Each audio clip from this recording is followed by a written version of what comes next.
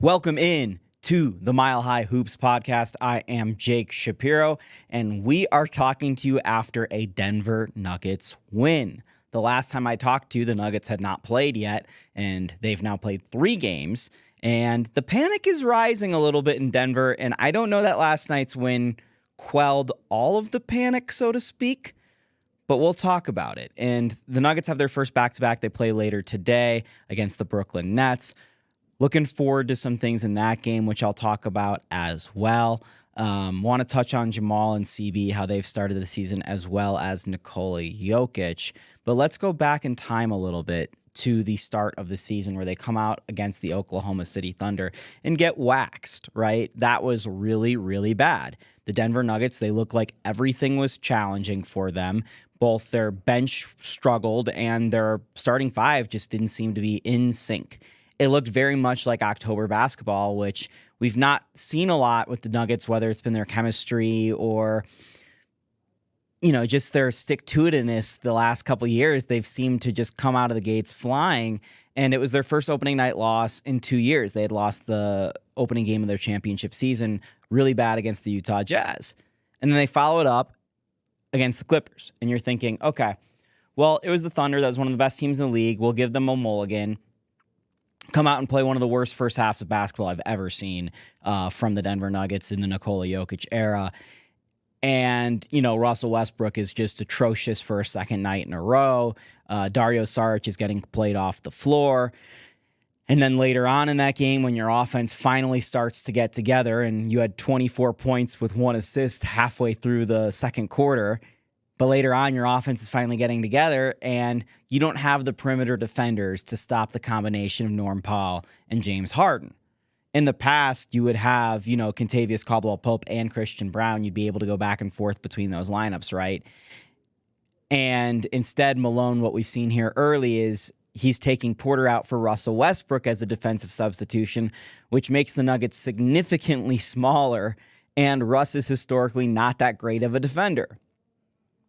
Tries that against the Clippers. Nuggets don't have enough in the tank to come back despite Jokic hitting 7 threes and going for 41 points. And that's kind of scary, right? You get an all-time scoring performance from Jokic, and the Nuggets are still unable to beat a team that might not make the playoffs. Same regard, Jokic wasn't that great in that game. For the amazingness that is Nikola Jokic, he did not dominate that game. His passing decisions weren't that fantastic. The Nuggets were plus on the board count, but it wasn't significant. So, all right, let's go to game 3, right? What are they going to do? They're 0-2 at home. They only lost 8 games at home last year. They start out on the road with the Toronto Raptors, who are not a good team, but have some good players on their team, right? And they're kind of in this rebuilding mode. They come out, they're looking slow, they look like everything's challenging, the bench is no better, it gets worse when the bench gets in there, and Nikola looks like it's all up to him, it's all or nothing, right? And Nikola was fantastic last night. He was one of the best players in the world, like he always is. He was that guy. Get deeper into the game, and they're down 15 twice in the third quarter. And at that point, I thought it was over because generally, if you're going to make that comeback from double digits in the first half, that lead does not expand and balloon in the third quarter. Okay, going to the fourth quarter, the bench puts in a nice spell to start the fourth.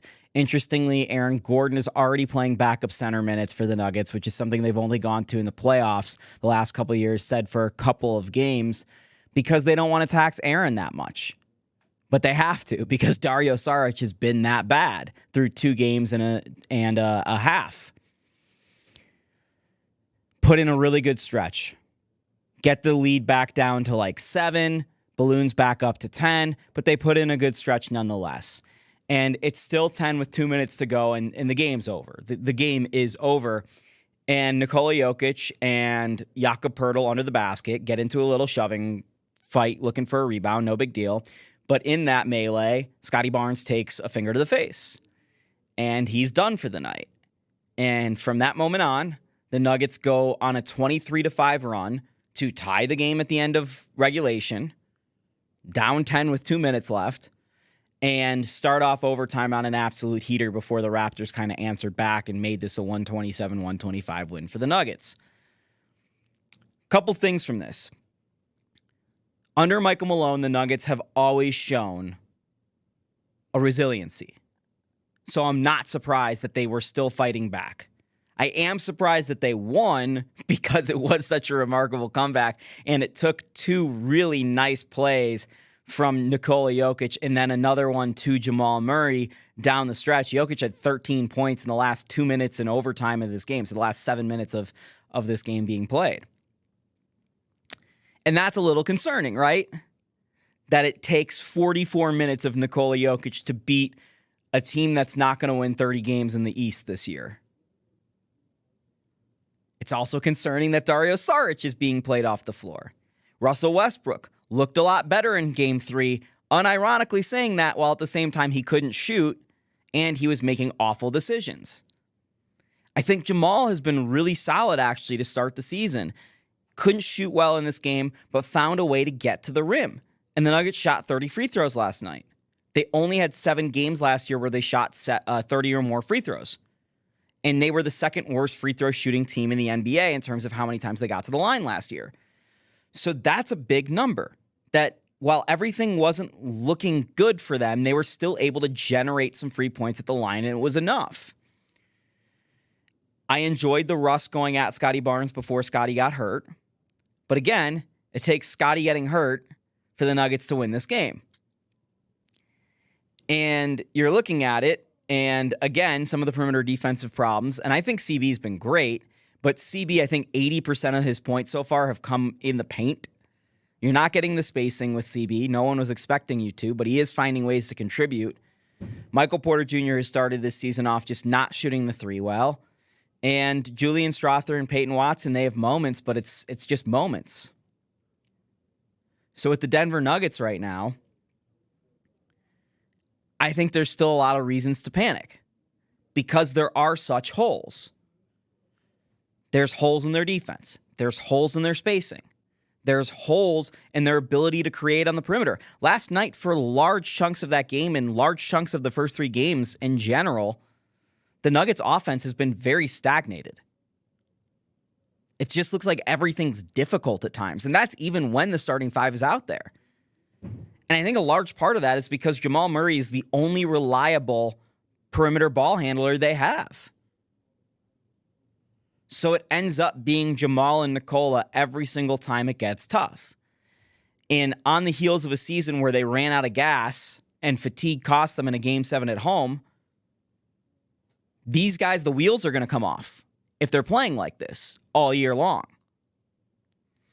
And that was one of my worries, is that Michael Malone was going to be tempted to and was going to have to play Nikola Jokic 40-plus minutes a night in order to win games. I joked last night, midway through the fourth quarter, that Nikola was going to have to play 48 minutes a game for the Nuggets to win this year. He almost did last night because of overtime, and that's what it took to win by 2 against the Toronto Raptors. And Nikola, by the way, has been the best player in the world to start the season. His points, rebounds, and assist numbers through 3 games is historically the best through the first 3 games in NBA history. Historically through NBA history. Love the English language. So gotta give props to Nikola, because we often talk around him and not enough about him. But Nikola goes 41 and then 40 in back-to-back games, and the Nuggets needed every bit of it. His 3-point shot looks terrific to start the year. And I guess no one thought of that as a solution to the Nuggets' perimeter shooting issues is, hey, what if Nikola simply becomes Steph Curry like he was 3 years ago, but on a higher volume? That's a solution, but the problem is it pulls him away from the basket, and a large part of the Nuggets' game is getting offensive rebounds and second chance points.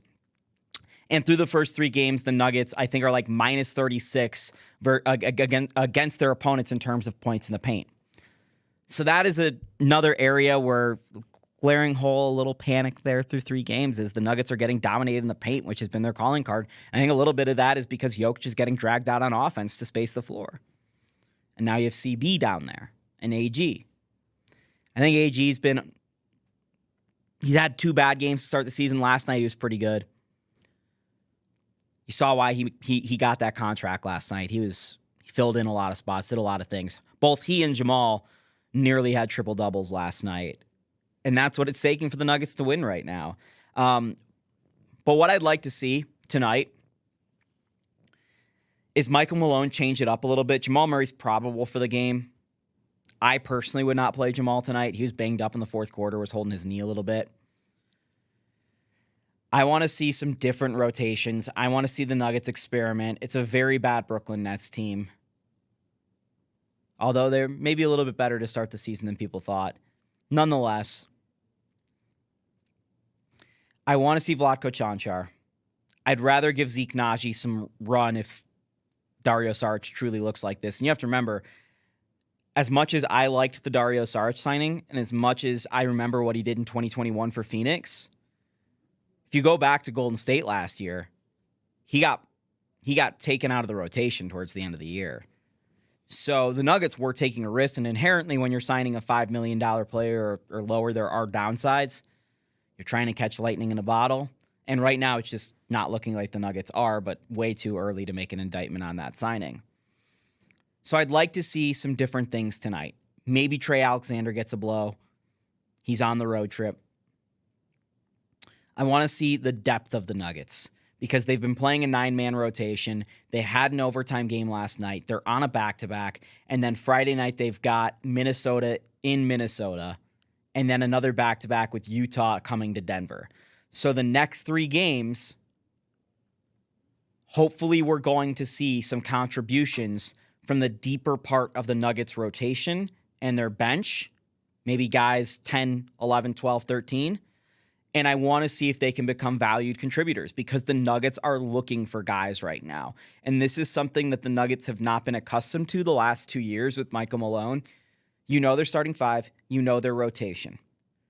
But every year, their opponent they've played in the playoffs, I call it looking for answers, right? They're throwing guys out on the floor. Hey, can this guy answer this need? Can this guy answer this need? They don't really have a firm rotation.